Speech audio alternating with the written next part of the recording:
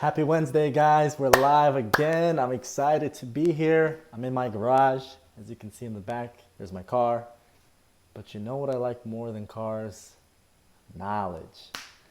Hey guys, C Brown, welcome to the live. Happy New Year. It's 2021. Can you believe it? It's an exciting time. So, the topic today is, do you need fancy audio software to start recording voiceovers? And the answer is no. Now, it can't be too simple. The recording software on your iPhone, for example, that's too simple. Some computers have a built-in audio recorder, which is literally a record button, a pause button, and a skip button, and that's too simple. That's fine for practicing. This is fine for practicing, but for client work, it's just too simple. However, if you're brand new, if you're just getting started, use that. Use any sort of recording program to start recording yourself, to start hearing yourself. That is so important. I say it so many times that the skill part of voice acting is so important, is one of the most important parts. It's more important than the mic, than the gear, than the software, is how you are as an artist on the mic, how you perform, how you bring a script to life.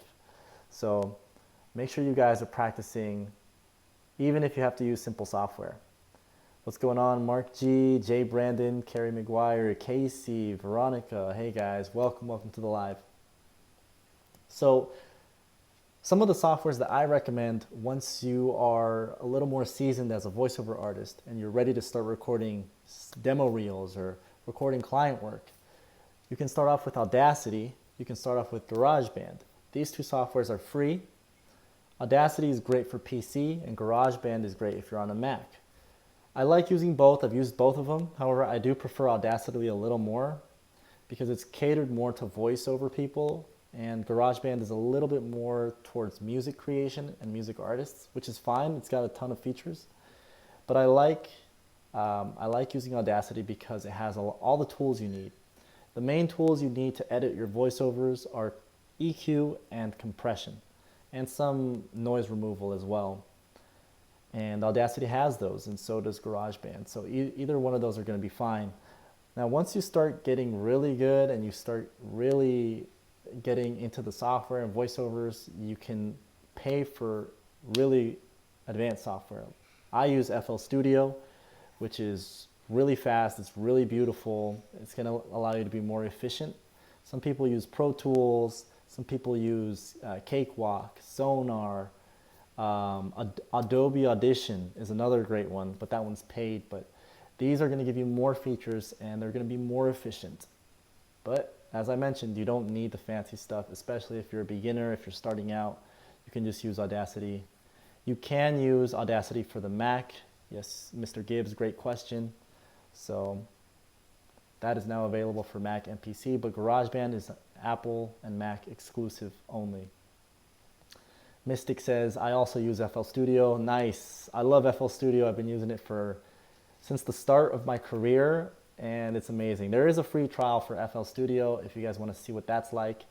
I recommend, if you're experimenting or if you're not sure which program to use, they have free trials. Download Audacity, download GarageBand, download FL Studio. Use the free trial for a day each and see what you prefer. That's what I did, and stick to what you like the most. And we got a question. Would you use a multi-pattern mic for voiceover like the SE Electronics like the SE2300, the brother of the 2200? I haven't used that mic, but I would stick to condenser mics. You can use multi-pattern mics, they're fine. Multi-pattern mics allow you to use different patterns, but you're not going to be using the other patterns on it. You're only going to be using the cardioid pattern, which is, the cardioid mode is basically when it picks up just your voice, just in front of the mic. Other patterns like hypercardioid or stereo are designed for other applications like interviews or on the set of movies or for video filmmakers. Those kinds of mics are using different patterns, but as voice artists, stick to condenser mics. So to answer your question, it's fine if it's multi-pattern.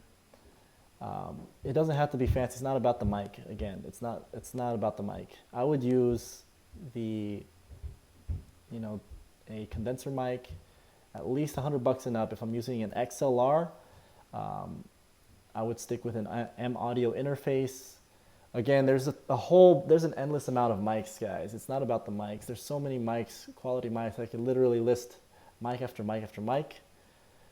It's not about the mic, guys. It's about your voice. It's about how you present yourself and how you sound. It's more about your booth. The booth is more important than the mic. So just make sure it's a condenser mic, and I would say at least about $100, because if you go too cheap, it's not gonna sound that great. I've heard one called the Snowball. It's not that great. Don't go too cheap on the mics. And it looks like you started using FL Studio in late 2016. Oh, you started in 2016. Yeah, the great thing about FL Studio is that they give you free upgrades. If you buy one of their packages, it's free lifetime upgrades. So that is really, really convenient. Do we have any questions, guys? It's very simple live today. You don't need fancy gear. You don't need fancy software. You can use Audacity or GarageBand, which is free. Your mic doesn't have to be the most fancy thing ever. I use the Yeti Pro, which is about $250. It can be an XLR mic, but I'm telling you, it's more about the booth. It's more about your talent behind the mic. But I have lots of gear recommendations as well. If you want more gear recommendations, send me a DM. I have a kit. You can go to kit.co/voiceover freedom to see all the kinds of mics that I recommend. So there is a lot of mics. I haven't used them all, but the ones that I've done research on, I have put up on the link, so you guys can check that out. What's going on? Angelic Light and Love, Top Tier Jackson Mystic. It's even better with the right mic. You can use any mic or home studio. It depends. So if you're just doing passion projects, if you're just starting out, if you're just learning, you can use any mic because you're just practicing. You'll be able to record yourself. But if you're doing client work, or if you want to do client work and you want to make a demo reel, you're going to need a quality mic. Again, it doesn't have to be fancy, but it should be quality. It should be good quality. And for it to be good quality, it should be at least $100. It needs to be a condenser mic. Now, I'm not saying go cheap. Just the minimum should be 100. Yeah, that's the main thing. Your home studio should be treated. You shouldn't be able to hear reflections when you clap. You shouldn't hear any echoes in your recording booth. And if you clap and you don't hear that sort of reflection, then you're in good shape. So yes, quality is what counts. Exactly. The quality is more important than the price. And Mystic says 150 at the most. I mean, there's some people that really, they really love having the top of the line, the really, fancy mics, and I'm okay with that. If that's what you want, go for it. But I'm telling you, it's not about the mic. Like I said, I spent $250 on mine, so it's a nice one. It's an XLR USB combo. It's the Yeti Pro, which does both, and it's not the fanciest, but it is a quality mic, and you can get quality mics starting at about $100. So keep that in mind. What's going on, Evo? I have the blue Snowball Rode NT1 1A Focusrite and the MacBook Pro that I'm going to purchase this year. Is that good enough? I wouldn't recommend the Snowball for client work. It's just not manufactured as well as as a real mic. I would recommend it for practice or starting out. But once you get a little more ready for client, if you want to do client work, you gotta get something a little bit more built for quality, more higher productions. But everything else seems good, man. The Focusrite, the MacBook Pro, I would say upgrade the mic a little bit, because I've used the Snowball before and it's okay for starting out, but eventually you'll want to upgrade to something a little bit more quality than that. And that's I'm saying that to give you the best chances of standing out and booking client work, because it's going to make a difference. How do you usually get clients or a gig for voiceovers? What would you usually do? So there's two different ways. There's the free and there's the paid way. The free way is, now I find all of my work, well, most of my work online. And the free way is you can find voiceover websites. There's a ton of them. Just Google voiceover websites. I have a list. Send me a DM if you want that list. But Upwork, VoiceBunny, Fiverr, those are free ones that you can sign up on and start getting clients. And there's paid ones like voices.com, voices123. You can pay a membership for those websites. And brands, companies, producers come here and they will book you for jobs. Each one has their ups and downs, and I'm actually working on a small book that goes into detail about that. So details will come on that, but those are the two ways that you can find work. Sign up for one of these and put your demo on there, put your, fill out your profile, your offer. These websites will send traffic to you, and you will start to get noticed if you have a quality demo reel, if you have the skill. So that's why I always say the most important thing is to ask yourself if you're ready, if your skill is there yet. So focus on the skill, and then you can go online and start marketing yourself. Mystic says, but 150 is to start off as a beginner. Yeah, as a beginner, that's more than enough, honestly. Even as an intermediate, when I was starting out, I bought one for like $50, a mic for $50, and it got me by. But if I could do it again, I know it's $100 is the sweet spot. Don't spend 75 or 50, just spend a little bit more and get something really quality. It's going to go a long way, because you could be using this for years, even if it's not for voiceovers, even if it's just for your own projects or Skype calls, Zoom calls. If you make music, like you're going to get a lot of use out of it. So that's why I always tell people that's the sweet spot. What's up, Chocolate? Hey, Dylan, Mizo Mocha, Monique. I also use Auto-Tune when I write music, and the mic quality is very amazing to have. Yes, I make music myself. I love using Auto-Tune. Music artists, you know what I'm talking about. It's awesome. And yeah, especially if you make music, a good quality mic is important to have. But you know, one thing is, for music artists, your music kind of does blend in with the voice, so it's a little more forgiving if you have some background noise, because the music will blend in with it. So you kind of get away with it a little more. But when it comes to voiceovers, you don't have that much forgiveness, because you're not always blending it with background music, so you have to have a really quiet booth, especially in voiceovers. I have an app called Backstage that usually posts gigs like that. Is using apps a good way to get gigs? Yeah, I've checked out Backstage. Backstage is good mostly for actors. They have a couple of voice gigs, which is great, but that's mostly for voice actors. Check out Upwork. Check out ACX. There's a couple other ones. Like I said, there's a ton, but Backstage is okay. I've seen a couple of jobs posted there. They get big brands on there. I saw one for Disney. So you just have to be constantly checking on Backstage. But apps is fine. I use mostly websites myself online. Dark Skin, what's up? I want to get into doing voices for anime. What can I do to get there? So to get into the cartoon one is really fun. It's really awesome.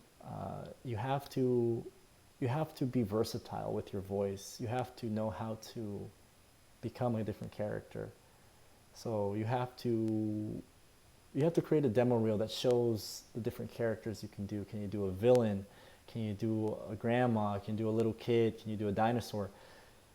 And you're going to put your different characters that you can do in a demo reel, and you're going to sign up and market yourself on one of these websites. And the right people, the right mobile apps or producers or studios will find you, and they'll listen to the characters that you can do. And if your voice fits one of their characters, they'll contact you. They'll let you know. But that's why it's just so important to have a really good demo reel where you become that character. Practice that evil laugh, practice, you know, talking at different speeds and fluctuating your voice, going from deep, really deep, to really high, so you can be a different character, like Charlie the Unicorn. Hey, Charlie. Different, all sorts of different voices. There's a need for each kind of voice that you can do. So the more voices you can do, the better. Get that demo reel, and people will find you. What's up, Jack of Winning? What's up, Chella? I am Floor Music. I'm using a Rockville mic home studio I bought for $146. I never heard of that one. But if it's a condenser mic, the price point seems to be fine. I'm guessing it's a USB mic. I think it would be fine. At that price point, they start building it more quality, and you start getting better sound. At that point, it's up to your booth, because you could have a $1,000 mic. If you record outside, it's gonna sound horrible. And you could have a $100 mic, but record in a well-treated booth, it's gonna sound amazing. So once you have the mic, focus on the booth. Start treating it. I also do a few voice impressions, so learning through this live is very amazing knowledge. Well, that's awesome, man. I'm here to answer any questions and help you get going in the right direction. Dylan, for the demo reel, do the characters need to be of our choosing? Yeah, one mistake I did when I made my first cartoon demo reel was I chose voices that I liked and that I thought were cool, which is an okay start. But the better thing for me to do was to choose voices that were more in demand, that were more what companies are looking for. So people don't want to hear you, Yogi the Bear, hey boo boo, I'm smarter than the average bear. But they do want to hear, the different kinds of voices, your range. They're more interested about your range and finding the right voice for their project. So you can do a couple impressions, and that's cool and everything, and you will get booked for some of those, but they're more interested in hearing if your voice is good for their project. So you kind of have to keep that in mind. Get your range out there. Get your deeps, get your middles, get your highs. High voices, deep voices, and just try to personify as many different cartoon characters as you can, keeping in mind that they're going to book it for their needs. So just kind of keep them in mind first. Thank you so much for that info. I've been practicing quite a bit. No problem. Keep practicing. That is the best thing to do, is always practice. That's how you improve. Mr. Gibbs, you had me at animation. Right on, Mr. Gibbs. That one kid, Isaiah. Yami Artistry. Hey guys, what do I need for voice classes? So one of the best things I can do is recommend voice classes. Any sort of investment into your voice, into your improvement as a voice talent is phenomenal. And I have a voice program where I teach you through those steps on how to become better. The link is in my bio. The program is called VoiceOver Freedom. Definitely check that out. That is going to answer everything you need to know from A to Z. Brandon Toombs, what's up? Maybe I was late, but what are the best websites to look for voice acting jobs, career? There's a ton, and they're all different. They're all good in their own ways. Earlier I mentioned Upwork, ACX, Voice Bunny, Voices.com, Voices123. Those are just a few. I have literally a list of them. Just send me a DM if you'd like. I can send you that list. But it's, each voice has its ups and downs. The more important thing is that you create your demo and you get out there. Don't sit on it. Don't sit on your mic. Don't sit on the booth. Don't let another day pass. You need to get out there. You need to start marketing yourself, because there are people that are looking every single day for voices like yours. Thank you so much. I appreciate your info. No problem, Dylan. Thank you for tuning in. Top Tier Jackson, when you apply for a gig, how long do you usually hear back for it? So there's different kinds of ways you can apply, depending on the website or how you're doing your work. If you go on a website where you have to audition, you'll usually hear back the next day. There's other websites where, or if you have your own website, where clients come directly to you. And that's my favorite way of working because you don't have to waste time auditioning. They just come to you, they heard your demo reel, they're sold, and they ask you how much you're charging for their script. So at that point, it's up to you to respond back to them. But both are fine. You know, they're both going to bring in work. But usually you'll hear back pretty quick. If you audition, you'll usually hear back within the day. Maybe two tops, but it's usually back within the day that you'll hear back. Because people want to get going on their projects. Oftentimes they'll even pay extra to have it done fast within a day. But that's all the time we have for today, guys. Do we have any last questions? Remember, you don't need a fancy mic. You don't need fancy software. You could get started with a mic at about $100, use some free software, and you are set. You just need to practice. You need to learn how to market yourself. You need to have that skill to bring a script to life. So if you want to learn how to do that, check out the link in my bio, voiceoverfreedom.com, where I can teach you and you can work with me in a mentorship and we can get you to that goal. Top Tier Jackson, send me a DM and I'll help you out. Mystic, we must first put ourselves out there before we get anywhere. Exactly, you got to put yourself out there. You got to keep practicing every single day, perfect that script. You should have good speed, good pauses, good enthusiasm. Your character should sound believable. You should really be acting. You should never be reading. So remember that you're acting, and you're every day listen to yourself, play back the recordings, and hear what you sound like. Every day you should be getting better.